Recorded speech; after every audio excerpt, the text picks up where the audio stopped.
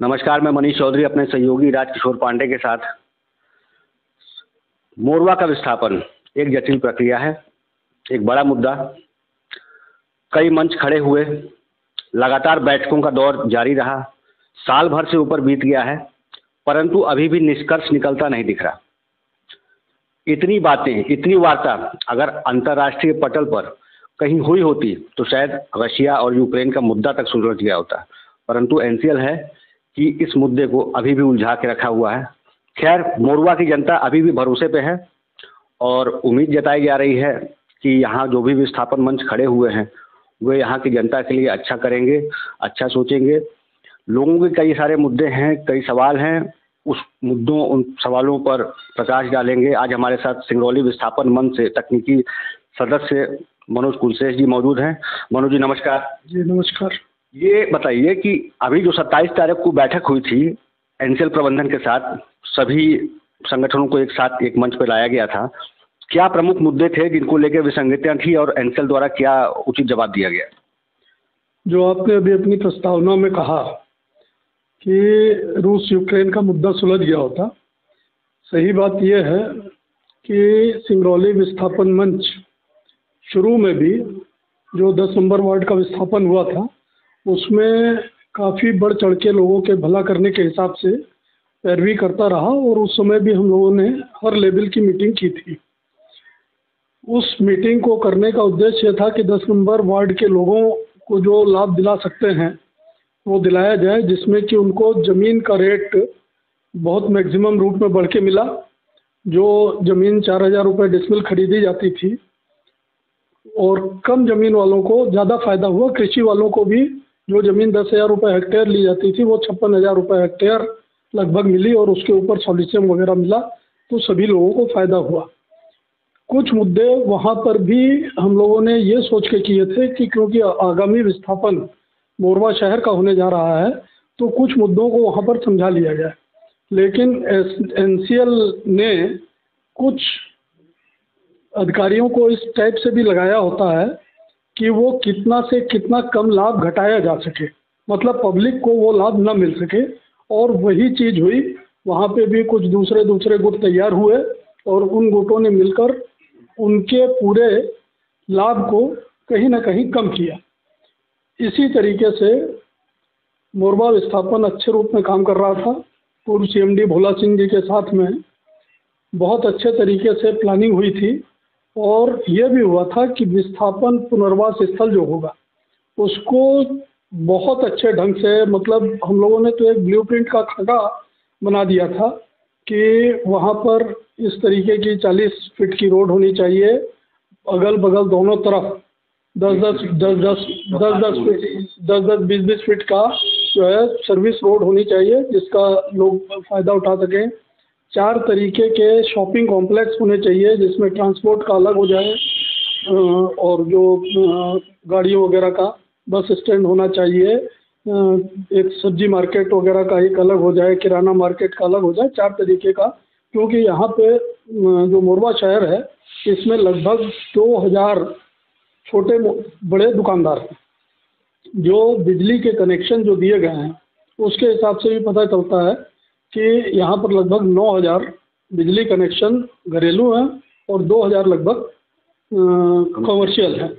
तो उसी के हिसाब से प्लस वहाँ छोटी मोटे जो इंडस्ट्रियल हैं उनके लिए व्यवस्था की थी। वहाँ जो स्थल है उसमें पार्क वगैरह और कॉलोनी के हिसाब से, प्लस एक और हम लोगों की डिमांड थी कि कुछ क्वार्टर एनसीएल बना दे, कुछ स्टोरेज टाइप का, टावर टाइप का एनसीएल बना दे, जिसमें कि जो भूमिहीन लोग हैं उनको आवास दिया जा सके।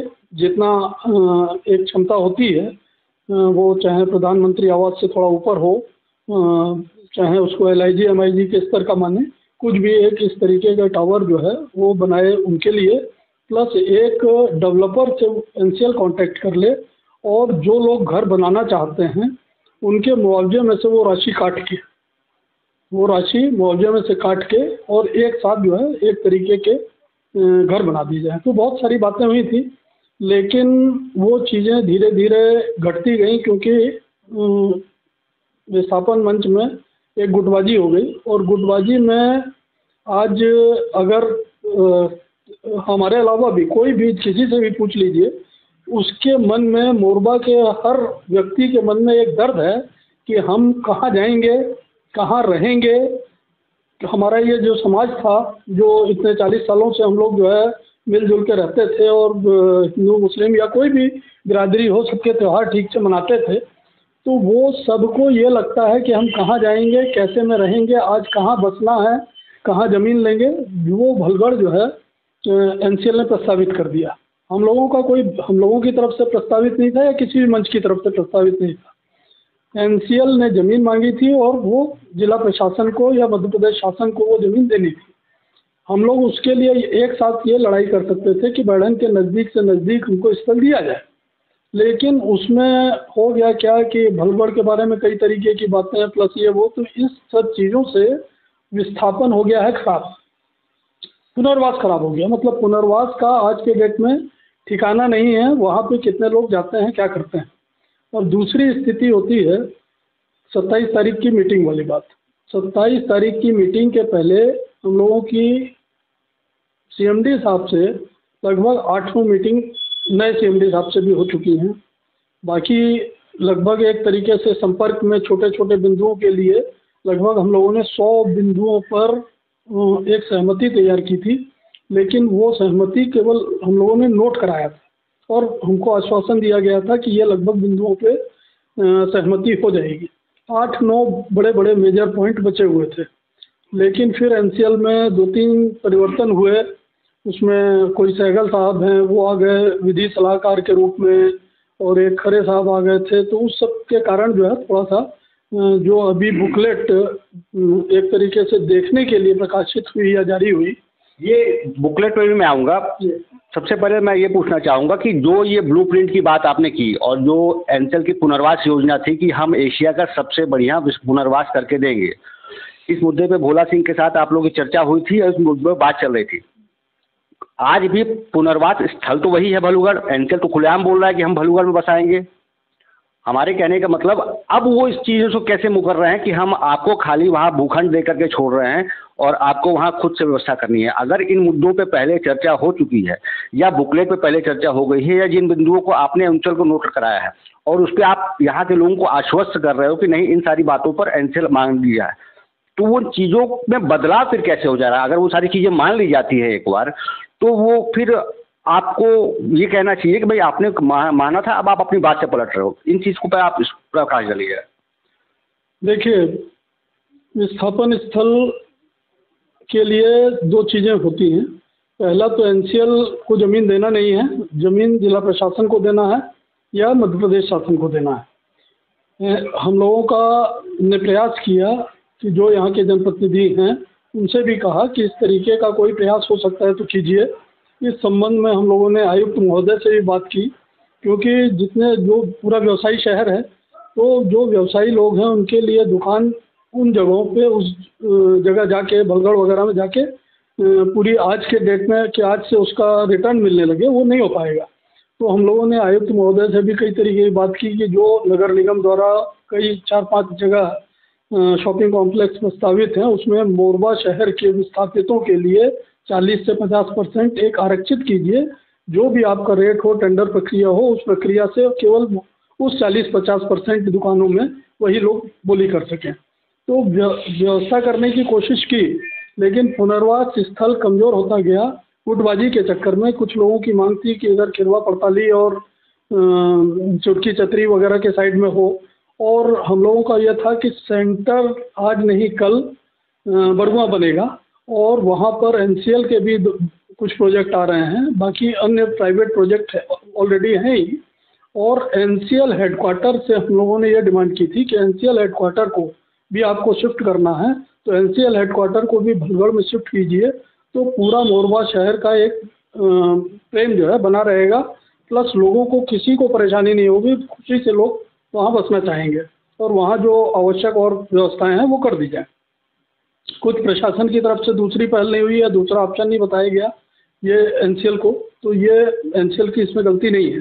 लेकिन एनसीएल जो चाहता है कि पुनर्वास स्थल को कमज़ोर करें और ज़्यादा से ज़्यादा लोगों को प्लाट के बदले पैसा देके वो करें। हम लोगों ने ये भी उनको बताया कि दो चीज़ें हैं, एक भूमि स्वामी हैं जो भवन बनाकर रह रहे हैं अपनी मलकियत की ज़मीन पर, दूसरा पक्ष ये है कि जो शासकीय ज़मीनों से लेके एनसीएल की भूमि या दूसरी भूमियों में बना के रह रहे हैं लोग, तो वो भी कम नहीं है, वो भी लगभग 4000 लोग हैं। तो उनके बारे में भी तो आप बात कीजिए, उनको आप क्या देना चाह रहे हैं। तो उनको उनके लिए मतलब हम व्यक्तिगत रूप से बता रहे हैं कि सीएमडी साहब के साथ में कोई भी मीटिंग ऐसी नहीं है जिसमें हमने वो शासकीय भूमि पर भवन बना के रहने वालों के लिए मुद्दा नहीं उठाया। ये अलग बात है कि और मुद्दों के कारण उस पर क्लियर जवाब अभी तक नहीं मिला है। उसमें प्रपोजल हम लोगों ने 2-3 तरीके के दिए थे। पहला 20 बाई 30 का प्लॉट दीजिए, उनको जो भवन का मूल्यांकन है वो उसमें सॉलिसियम नहीं देना चाहते हैं। तो हम लोगों ने ये बोला कि सॉलिसियम क्यों नहीं मिलेगा, उसमें छोटे लोग हैं तो सॉलिसियम वाली बात होनी चाहिए कि उनको भी 100% सॉलिसियम का लाभ मिलना चाहिए। प्लाट अगर खाली देते हैं तो मिनिमम जो है 5 से 6 लाख रुपए उनको दिए जाने चाहिए। अगर आप पैसा नहीं देते हैं तो घर बना के दीजिए, घर बना के देना चाहिए। अब वो 4-5 हज़ार लोगों के पास तो ये ऑप्शन नहीं है कि हम प्लॉट नहीं लेंगे, तो उनको तो एक बसना है, और वो आपके पास वास्तविकता है कि उतने लोग तो बसेंगे ही, प्लस जितने जो भूमि स्वामी लोग हैं, प्लॉट के बदले पैसे की डिमांड भी हम लोगों की हमेशा 25 लाख रही कि 25 लाख से हम लोग कम नहीं किए। एक निगोशिएशन दोनों मंच बैठे थे जब, पुनर्वास मंच एसपीएम भी और एसबीएम भी, तो एक सहमति बनी थी कि अगर आपको वहाँ पे लाभ देने में कोई दिक्कत आ रही है तो हम लोग एक निगोशिएट करके 20 लाख पे भी, प्लॉट के बदले 20 लाख पे भी तैयार हो जाएंगे। तो जो लोग यहाँ से जाना चाहते हैं या अपने बच्चों के पास बसना चाहते हैं, अपने गृह ग्राम में बसना चाहते हैं, तो उनको भी प्रॉपर लाभ मिल जाए। और जो आपका पुनर्वास स्थल है वहाँ पे स्कूल कॉलेज जो कुछ भी है यहाँ पे चल रहे हैं, क्योंकि सबके बच्चे हैं, उनको पढ़ने के लिए चाहिए, मार्केट के लिए चाहिए, बाकी अन्य सुविधाएं जैसे उन्होंने खुद बोला था सब स्टेशन बनाएंगे तो उससे बिजली करेंगे, रेहन के पानी की आवश्यकता होगी तो रेहन से ला के पाइपलाइन जो है हम लोग वहाँ देंगे, बहुत सारी बातें हुई थी। तो इन सब चीज़ों पे अभी भी 8-9 मुद्दे ऐसे रह गए हैं जो जिन पे नहीं है। उसमें एक और गंभीर मुद्दा है जो इन्होंने बुकलेट प्रकाशित की है, उसमें एक रेट दिया है भूमि का। जो भूमि होती है वो कृषि भूमि होती है, जो गाइडलाइन में रेट होता है वो रजिस्ट्री के लिए रेट होता है। अब जिन लोगों ने आवासीय डाइवर्शन कराया है, आवासीय डाइवर्शन दूसरी स्थिति है, कॉमर्शियल डाइवर्शन दूसरी स्थिति है, और एक स्थिति होती है विकास योजना। जैसे नगर निगम ने या उस समय के साडा ने जो ये आवासीय प्लाट काटे हैं, ये आवासीय प्लाट भी लगभग 150-200 हैं। LIG है, LIG विकास योजना के द्वारा, मतलब उन्होंने ऑलरेडी नगर निगम ने डाइवर्शन किया और टाउन एंड कंट्री प्लानिंग से पास करके ये योजनाएं बनाई हैं, जो दुकानें भी बनाई, ये जो कुछ भी नगर निगम का है वो ऑलरेडी लेआउट पास है और विकास योजना से भी स्वीकृत है, डाइवर्टेड भी है। ये जो आवासीय प्लाट हैं ये भी वैसे ही है। तो इनको आपको एक उसमें दर बनाना चाहिए। एक तो आपने जो रजिस्ट्री का रेट है या भूमि का रेट निर्धारण किया जितने वार्डों के लिए, वो एक रेट निर्धारित कर दिया कि आप, जबकि वो वार्ड नंबर 9 का ही रेट है, उसमें वार्ड नंबर 9 के लोगों को कम लाभ मिल रहा है, मतलब कोई लाभ नहीं मिल रहा है, जो उनका गाइडलाइन रेट था वो मिल रहा है। बाकी जो अन्य वार्ड थे, चाहे 8 नंबर, चाहे 3 नंबर, चाहे 4 नंबर, चाहे 5 नंबर, 6 नंबर, 7 नंबर, इन लोगों को लाभ मिल रहा है। तो हम लोगों को उससे दिक्कत नहीं है, एक रेट तो वो हो गया। लेकिन जो हमने आवासीय के लिए डाइवर्शन कराया है, एक उसका रेट होना चाहिए। एक जो नगर निगम ने विकास योजना, और तो कोई प्राइवेट यहाँ विकास योजना वाला कॉलोनाइजर नहीं है, लेकिन नगर निगम ने जो विकास योजना की है, चाहे वो LIG वाले हों, चाहे ये आवासीय प्लॉट वाले हों, इनके लिए एक रेट होना चाहिए, डाइवर्शन प्लस विकास योजना। या एक रेट हो गया जो आपका गाइडलाइन का रेट तैयार है, दूसरा रेट हो गया कि आवासीय डाइवर्शन, तीसरा रेट हो गया विकास योजना, और चौथा रेट हो गया कॉमर्शियल डाइवर्शन। मतलब इतने कम से कम रेट होने चाहिए। आप उसको कम 3 ही श्रेणी में बांटिए, तो आवासीय डाइवर्शन और विकास योजना दोनों को एक रेट भी दे सकते हैं, वो कॉमर्शियल से कम हो सकता है, लेकिन ये रेट तो केवल वो नहीं है जो, क्योंकि इन्होंने डाइवर्शन का वो रेट अलग से 10 नंबर वार्ड में मढ़ौली में भी दिया है, अलग से डाइवर्टेड लैंड का अलग से पैसा दिया गया है। तो यहाँ पे उसको आवासीय डाइवर्शन को इन्होंने नहीं रखा है। बीच में इन्होंने बुकलेट में और भी एक विसंगति डाल दी थी, जो अभी तक बात चल रही थी, वो मतलब इसको डाल दिया था कि वो 200 स्क्वायर मीटर पे ये रेट देंगे, फिर 200 स्क्वायर मीटर से 350 पे 80% देंगे प्लस 80% से। तो उस दिन 27 तारीख की मीटिंग में जो हमारे SBM के प्रतिनिधि गए थे, उन्होंने उस चीज़ पे आपत्ति जताई। ये जो रेट है वो रेट रजिस्ट्री के लिए होता है, जो हम लोगों को रेट दिया जा रहा है वो एक दिया जाए। तो उस विसंगति को दूर करने का आश्वासन दिया है। अच्छा, आश्वासन दिया है, बार बार बुकलेट इनकी जारी होती है। इससे पहले तमाम मुद्दों पे आपकी चर्चा हो गई थी, उसके बाद भी बुकलेट जारी करते वक्त ये सारी विसंगतियां उनके द्वारा की जा रही है। वही मेन मुद्दा है कि इन सारी चीज़ों पर एक निष्कर्ष क्यों नहीं निकल के आ रहा है कि भाई अगर ये बात हो गई तो बात फाइनल हो गई। आपको लगता है कि इसमें कहीं ना कहीं एनसीएल कमी है? हमारा बिल्कुल 100% मानना है कि एक तो जो मंच बढ़ते जा रहे हैं, मंच और बढ़ेंगे अभी, क्योंकि 20-22 हज़ार अगर लोग घर हैं और करीब 50,000 लोगों को अगर यहाँ से विस्थापित होना, मैं बता दूं कि पांचों उंगलियां एक जैसी नहीं होती, कहीं ना कहीं सबके मन में अपनी अपनी भावनाएं रहती हैं, सब अपनी अपनी बात रखने के लिए स्वतंत्र हैं इस देश में, और वो बढ़ती चली जाएंगी। मगर इससे पहले जो भी बातें अगर हो गई एनसीएल की, तो वो उस पर स्टिक होकर करे और आगे काम आगे बढ़ाए। जैसे कि अभी भोला सिंह थे, रिटायर होकर चले गए, ये भी आए हैं साईराम साहब, ये भी कहीं चले जाएंगे, या तो चेयरमैन की पद के लिए इनकी नियुक्ति हो जाएगी, या तो फिर किसी और उसमें प्रोजेक्ट में चल जाएंगे, फिर कोई नए CMD आ जाएंगे, फिर चीज़ें फिर नए सिरे शुरू हो जाएंगी। ऐसे में इनके तरफ से जो बयानबाजी चल रही है कि हम मई से पैसा बांटना शुरू करेंगे, या 1-2 साल में हम 500 मीटर आगे बढ़ेंगे और इतना हमारा इतना प्रोजेक्ट चल रहा है, 24,000 करोड़ विस्थापन पे देंगे, जो भी अखबारों में भी छपे हैं, इकोनॉमिक टाइम्स, PTI के हवाले से खबर, क्या लगता है कि वो खाली बातें ही हो रही हैं? हम लोगों का ये मानना था कि जब नए CMD साहब आए, बी साईराम साहब, तो उन्होंने व्यक्तिगत रूप से जो भी मीटिंग हुई उसमें हर मुद्दे को बड़ी गंभीरता से लिया था। लेकिन अभी जो सामने प्रारूप आया, उस प्रारूप में वो सब चीज़ें गायब थी। तो उनको कोई ना कोई गलत जाके कन्विंस कर रहा है, या NCL प्रबंधन गुटबाजी का फ़ायदा उठाना चाहता है। हम लोग ये चाहते हैं कि जो अन्य संगठन हैं वो भी साथ में मिलके एक कॉमन मिनिमम प्रोग्राम के तहत इस चीज़ को छोड़ दें कि कहाँ पुनर्वास स्थल होगा, वो देना राज्य सरकार का काम है।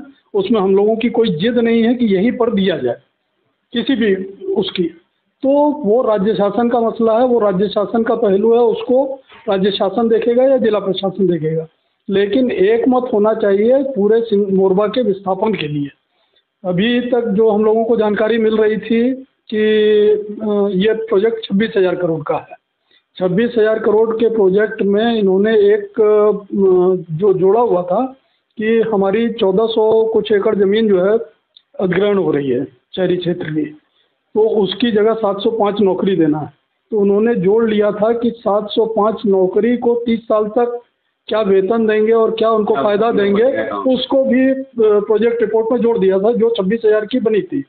कल परसों हमने जो जी न्यूज़ पे चला है ब्लैक एंड वाइट में, तो उसमें हमने जो देखा कि वो 35,000 करोड़ का प्रोजेक्ट है।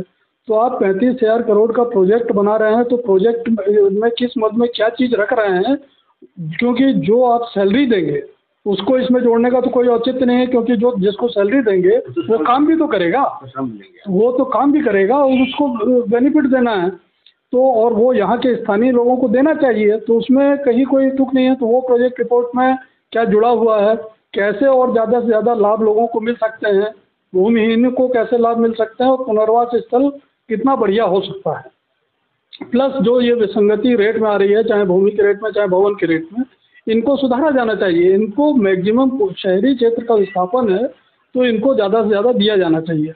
वैसे तो अगर देखा जाए तो हम लोग मध्य प्रदेश में हैं, तो हम लोगों को कुछ आधा लाभ तो वैसे ही घट गया है सरकार की नीतियों के कारण, क्योंकि जो 2013 का बाईलाज है उसके कारण शहरी क्षेत्र में जो गुणांक है वो 2 होना चाहिए।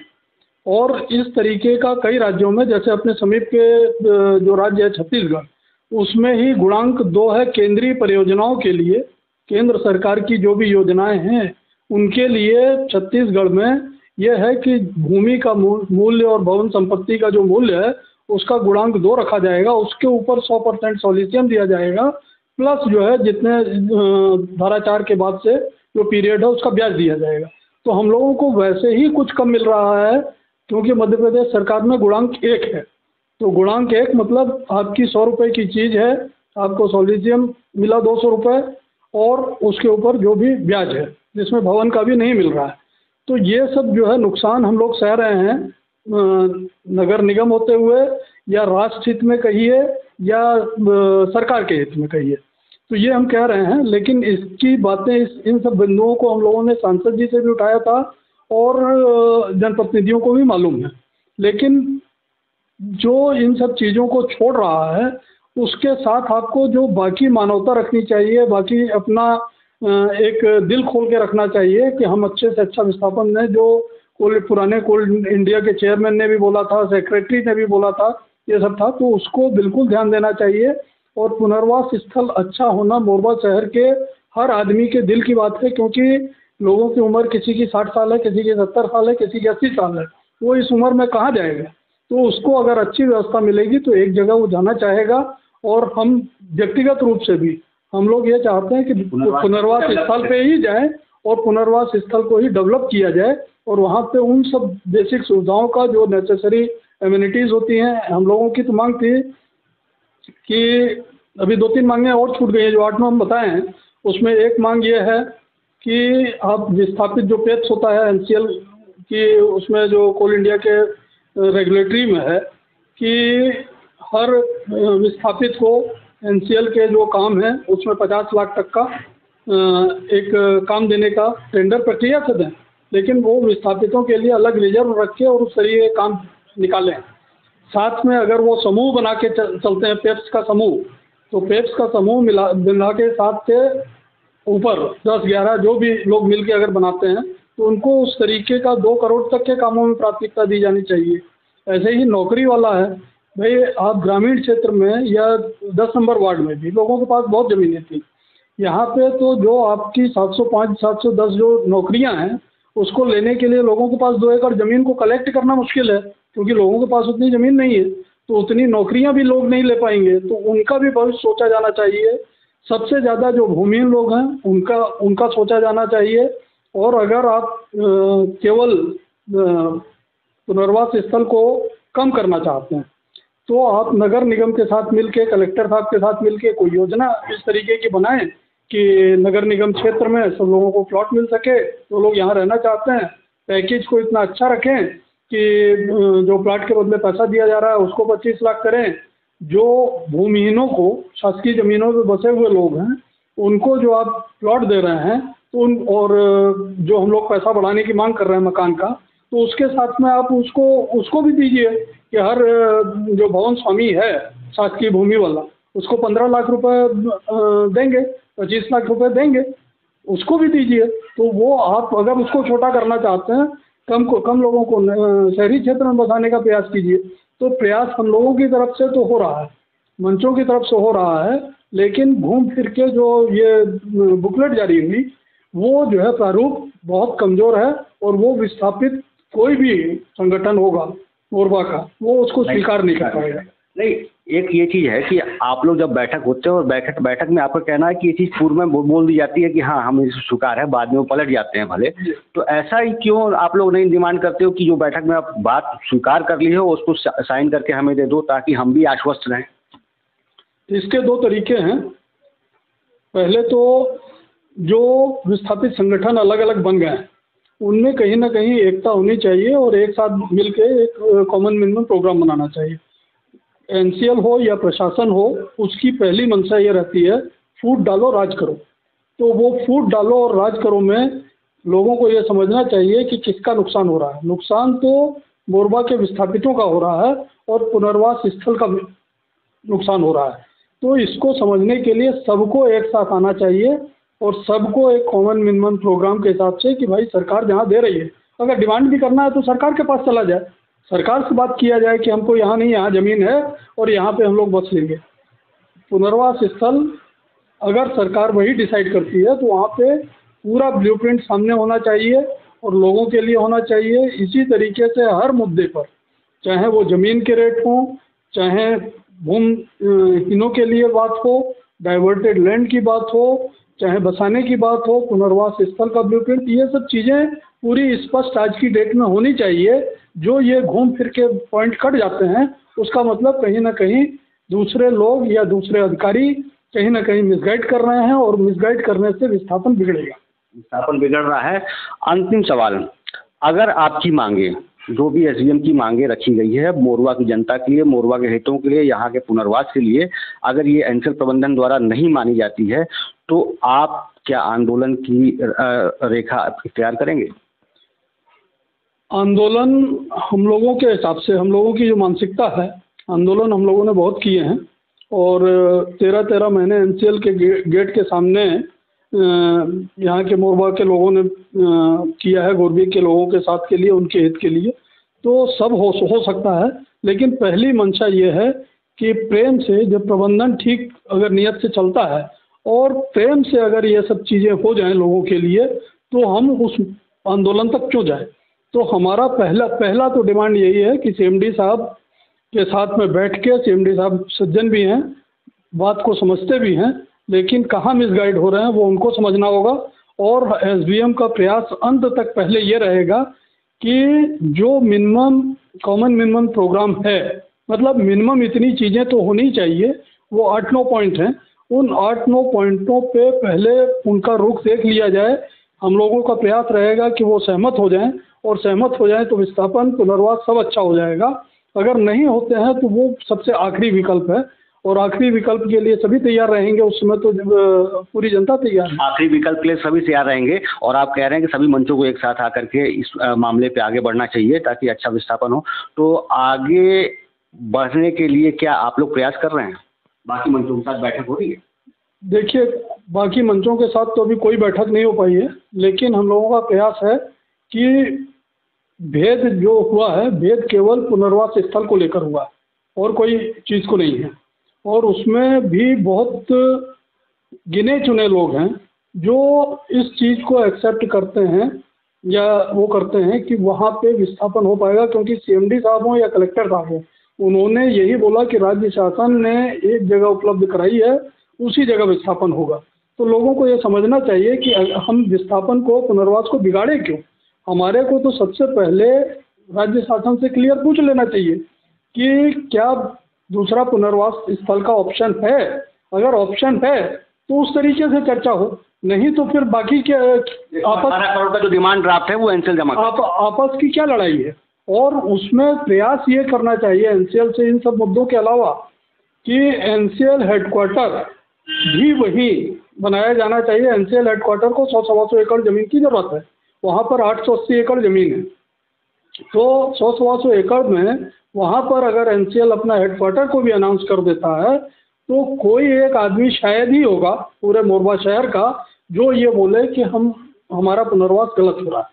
तो एनसीएल को हेडक्वार्टर वहाँ बनाने का अपना प्रस्ताव पुनर्विचार करना चाहिए, जो कि हम लोगों ने पहले अग्रेसित किया हुआ है और उन्होंने प्रयास भी किया था, एनसीएल की तरफ से वो प्रयास भी हुआ था।